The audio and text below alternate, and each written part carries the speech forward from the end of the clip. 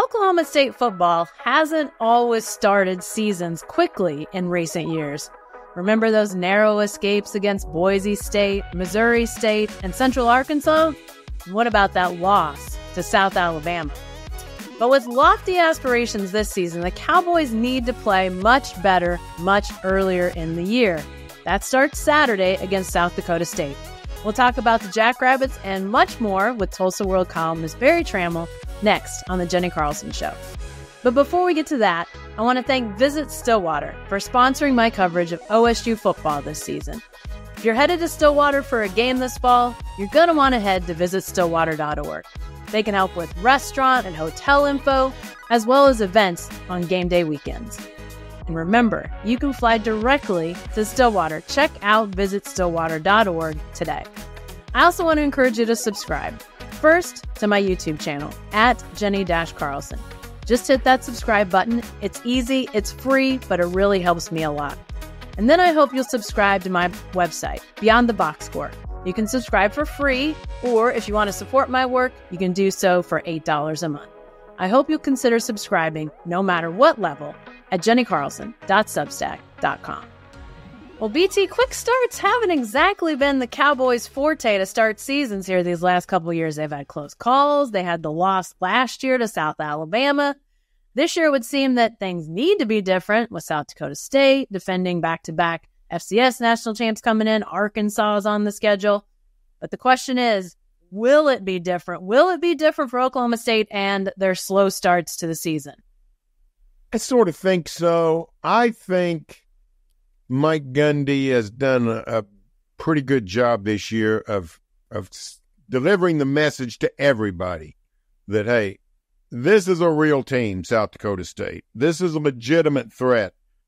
You know, I don't know if he's used the analogy, but he can get in front of his players and say, you know, the last time we played somebody with South in front of their names, you know, we treated like it was Southmore High School, and they beat us, what was it, 33-7, I think? Yeah, 33-7.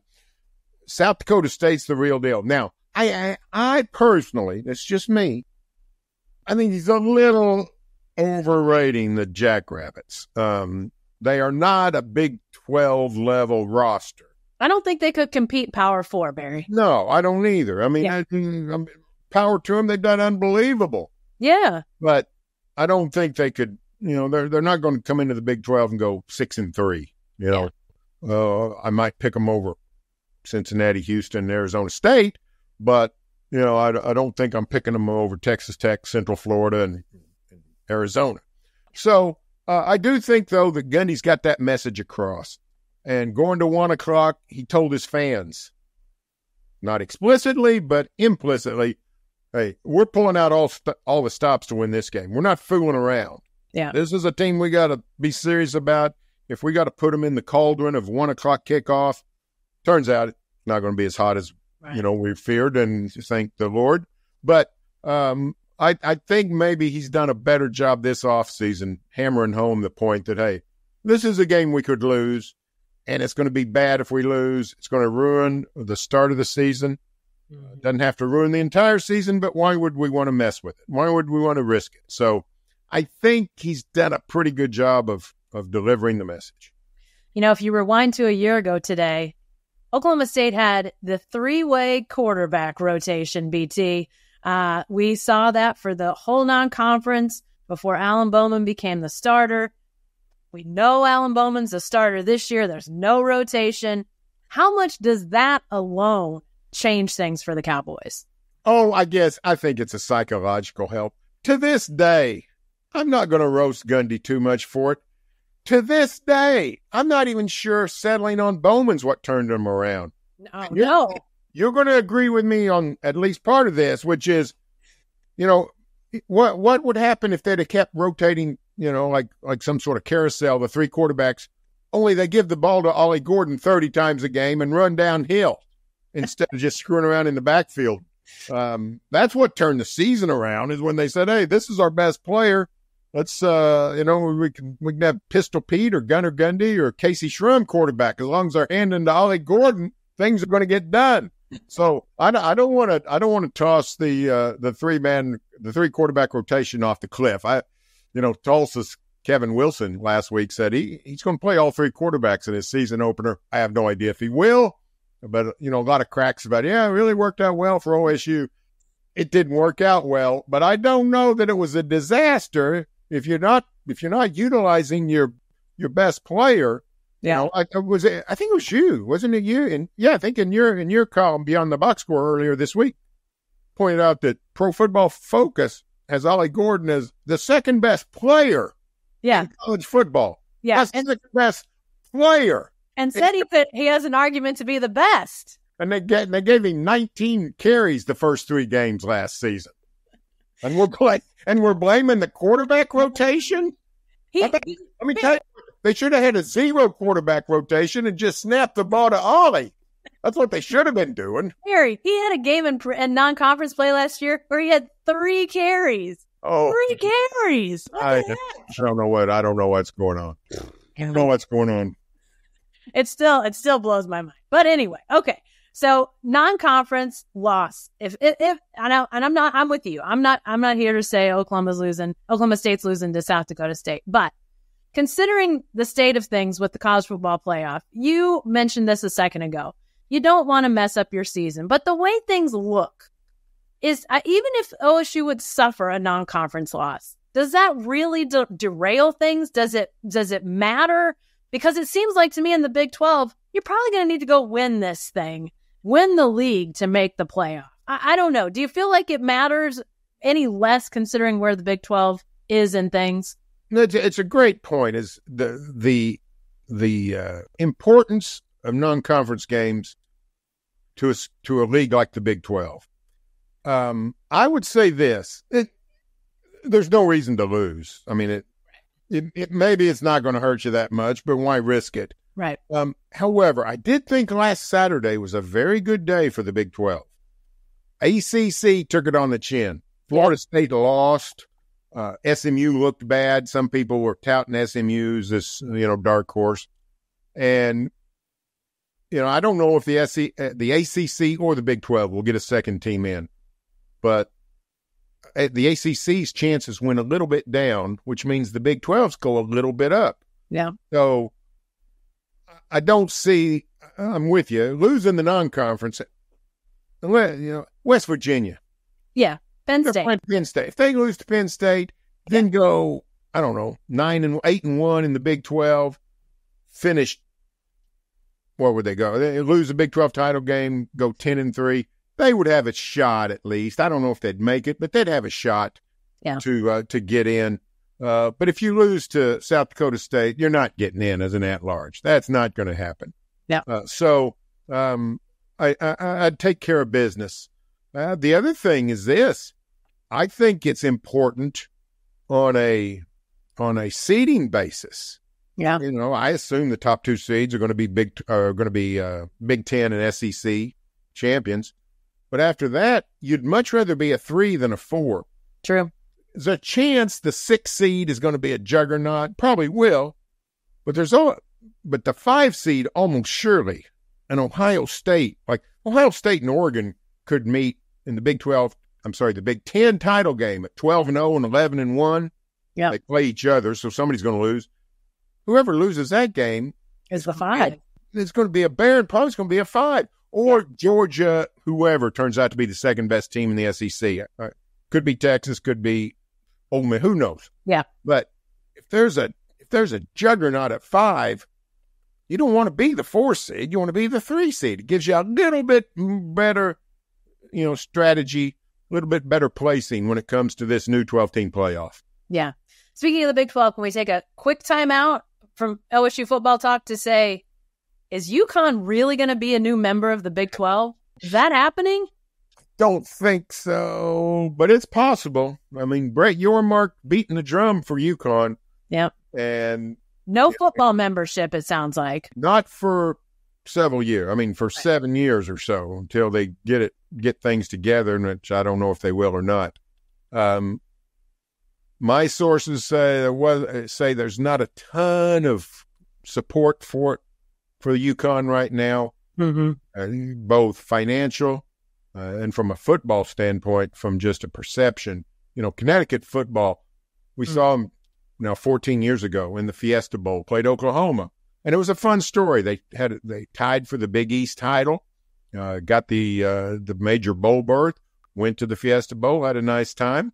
OU whacked them around pretty good, but it wasn't 62-7. It wasn't Temple. But since then, they've lost their coach, and Randy Edsall went to Maryland, and he's come back and coached. Disaster. Lots of losing seasons. They just haven't done much. The crowd support is minimal. They didn't bring a bunch of people to Phoenix, which, in Connecticut to the desert's a long way. So I get that, but Connecticut football just has not caught fire. It would not rank in the top. It would not rank in the top. If you go below the 60, where do we got? 68 Power 5 or Power 4 power conference teams. Yeah. The next 20 football programs below that would not include Connecticut. Yeah. Maybe the next 30. So it's a hard sell if you're the athletic director at Iowa State or Utah or Chad Weiberg or Mack Rhodes at Baylor or whoever. What? The basketball already is good in the Big 12. Yeah. Kansas, Arizona, Houston. You got three primos. Yeah. Plus, here comes Iowa State, K-State, whoever, Texas Tech, always getting going. To me, it's a mystifying sell. I don't know if they'll get it done. Yeah. Interesting talk, though, percolating up again about conference membership and those sorts of things. We'll keep an eye on it, obviously. But back to this opener for Oklahoma State. Seems like you and we haven't got to predictions yet for the game, but sounds like we're both going to pick Oklahoma State and maybe, by a double-digit type of score. So if this game is a fairly winnable game for Oklahoma State, maybe not a rout situation, but who does this game matter to, Barry? Do you feel like and with so many returners on Oklahoma State's roster, do you feel like this game has some added significance to anybody or any group of somebodies from Oklahoma State? Well, the Cowboys are a unique team in that they are so veteran. Yeah. Almost every element of this team is established. Yep. The guy or the group that might be the most vulnerable might be the quarterback, Alan Bowman.